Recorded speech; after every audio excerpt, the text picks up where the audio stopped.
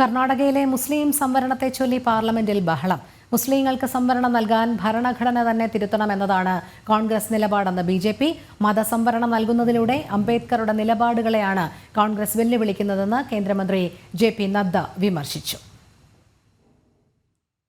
कर्नाटक की विधानसभा रही। कर्नाटक के विधानसभा में ठेकेदारों को कॉन्ट्रैक्ट देने के लिए 4% का रिजर्वेशन का प्रस्ताव पारित किया है। 4% का ये अंबेडकर के रखवाले बनते हैं। उपसभापति जी, ये अंबेडकर के रखवाले बनते हैं।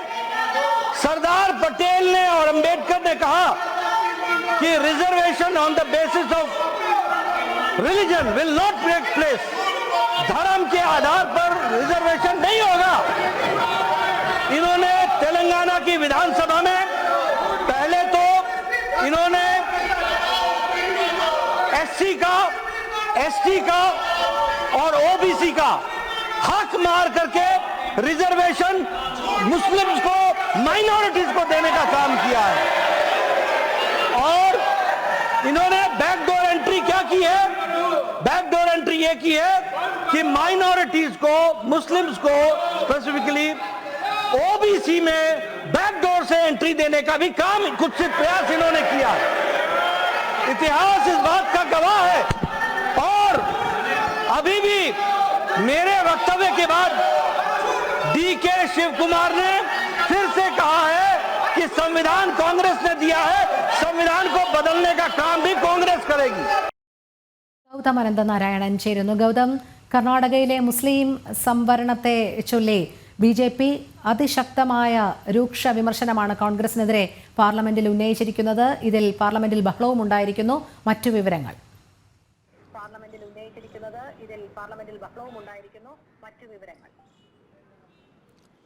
രോഹിണി, പാർലമെന്റിന്റെ ഇരു സഭകളിലും ഈ മുസ്ലിം സംവരണവുമായി ബന്ധപ്പെട്ട വിഷയത്തിൽ വലിയ ബഹളമാണ് ഇന്നിപ്പോൾ സംഭവിച്ചിരിക്കുന്നത്. കർണാടകയിൽ സിദ്ധരാമയ്യയുടെ സർക്കാരാണ് മുസ്ലിങ്ങൾക്ക് മത അടിസ്ഥാനത്തിൽ ടെൻഡറുകളിൽ ഉൾപ്പെടെ സംവരണം അനുവദിച്ചത്. അന്ന് തന്നെ ഈ ബില്ല് നിയമസഭയിൽ ബി.ജെ.പിയുടെ എം.എൽ.എമാർ കീറിയെറിയുകയും ഇതിനെതിരെ വലിയ പ്രതിഷേധം കർണാടക നിയമസഭയ്ക്കകത്ത് രൂപപ്പെടുകയും ചെയ്തു. ഇന്നിപ്പോൾ പാർലമെന്റിനകത്തും ഈ കർണാടകയിലെ മതപരമായ സംവരണവുമായി ബന്ധപ്പെട്ട വിഷയം ബി.ജെ.പി. ഉയർത്തുകയാണ്. ബി.ജെ.പിക്ക് വേണ്ടി ഇന്നിപ്പോൾ പാർലമെന്റിൽ 2 മന്ത്രിമാർ പ്രധാനമായും ഈ സംവാദത്തിനിടയിൽ സംസാരിച്ചു. ഒന്ന് ബി.ജെ.പി. അധ്യക്ഷനും കേന്ദ്ര ആരോഗ്യമന്ത്രിയുമായ ജെ.പി. നഡ്ഡ, അതോടൊപ്പം തന്നെ പാർലമെന്ററി കാര്യ വകുപ്പിന്റെ ചുമതലയുള്ള കിരൺ റിജിജു തുടങ്ങിയവരാണ് കോൺഗ്രസിനെ രൂക്ഷമായി വിമർശിച്ച് രംഗത്തെത്തിയത്. ഇരുവരും ചൂണ്ടിക്കാണിച്ചത് മത അടിസ്ഥാനത്തിലുള്ള സംവരണം എന്നത് ഭരണഘടനാ വിരുദ്ധമായ ഒന്നാണ്.